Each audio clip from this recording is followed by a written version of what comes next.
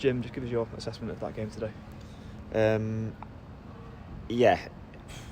It's difficult, Greg, for me to criticise my team for anything outside of a 5-minute period today, where we got struck by a shock from one moment that we mismanaged, and then the ground started moving a little bit, which I think affected our players a little bit, and also affected the officials, I think, who seemed to lose their way in that period as well.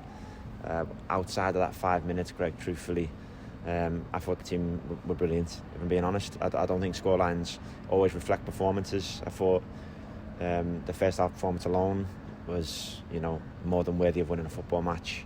And I'm probably being unfair, probably not 5 minutes, probably 10 minutes, but for 80 minutes, I feel like we had complete control of the football match, and we were always on the edge of just putting it further out of sight. We didn't manage to do that, we didn't do that, or the opponents just stopped us doing that. We had so much play around their box and everything else. But it's football. Football's a funny old game, and I said to the players there, you don't always get the scorelines that performances warrant.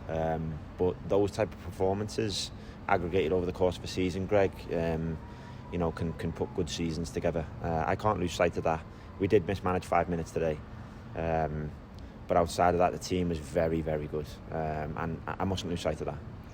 And just on that kind of 5-10 minutes, or whatever you want to call it, of madness, that how much can they learn from that? It's a young team, isn't it? One of our youngest average ages in this league. Yeah, they've been through it on the pitch there today for a little bit, but they can take so much from that going forward in what is a team that's building as well. They will learn. You're right there. They will learn from these moments. The team will. Our whole group will. Because those experiences force you to, or you don't survive them ultimately.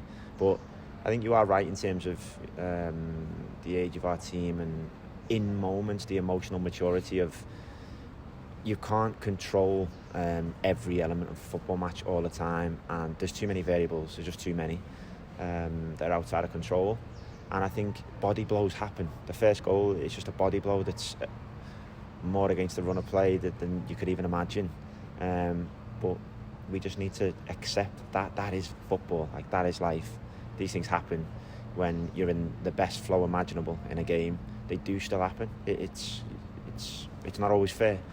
But then to be overly emotional about what just happened, and that then potentially costing you a result that you feel you deserved, that's the key area. That's the stuff we need to learn from. And I do think, our group is young, and with certain people missing at times, we probably lack that emotional stability out on the pitch when things aren't going perfectly in our favour. But we've tried to add in that regard. I thought, with Liam coming onto the pitch, I feel like that settled us down a little bit as well. Fergie just took a knock, but I felt like that age and experience that just re-controlled the game for us. Then I thought we finished the game strong and looked like we were the team that could score again, like it had been for almost all the rest of the game.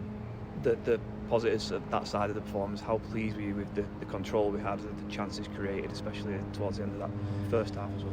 As I said, Greg, the scoreline, it is an imposter today, so I cannot lose sight of the performance, because that's all I ask the players for, and let the scoreboard take care of itself. So I can't lose sight of that. It's disappointing we didn't win. It's a shame. I don't know. You might want to see stronger emotions about the fact that we didn't win this game today, but I can't not feel how I do feel regards performance. I think 5 mad minutes, 10 mad minutes, whatever it may be. I can't lose sight of how well the team played other than that, and we'll try to take our learnings from those minutes. Positive being, we didn't lose the game.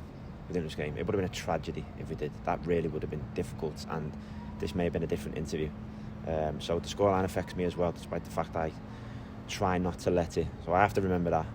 I have to remember that from a team, and we'll look at it. We'll learn what we can, and we'll move to the next game.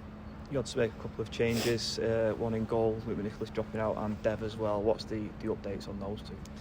Two more big losses. Both the players suffered muscle injuries this week. We've had both of them scanned. They're both 6-week injuries, which is a shame, a loss, and the rest of our squad has to step up. Luke's been outstanding for us, but Dave's done well also when he's come in. So yeah, while Luke is a loss, I know we just achieved a brilliant stat there in terms of clean sheets. I think I've seen it floating around somewhere, so many clean sheets since Josh done it way back when. He's been doing brilliant, so of course it's a loss. He's been brilliant for us, and Dev is Dev. You know, we're talking about Devante Rodney. So any team loses Devante Rodney for any particular period within this league, you feel it. We felt it almost all last season, didn't we? And we'll feel that again. But the guys are ready to step up and do what's required for the team. I thought Leon Ayinde was brilliant today, really brilliant. He ran himself into the ground, and I had a slight muscle concern over him, to be honest, in the latter stages. Had to make a change really sharply because his hamstring was tightening up. But yeah, Luke, Dev, top and bottom of it, 6 weeks.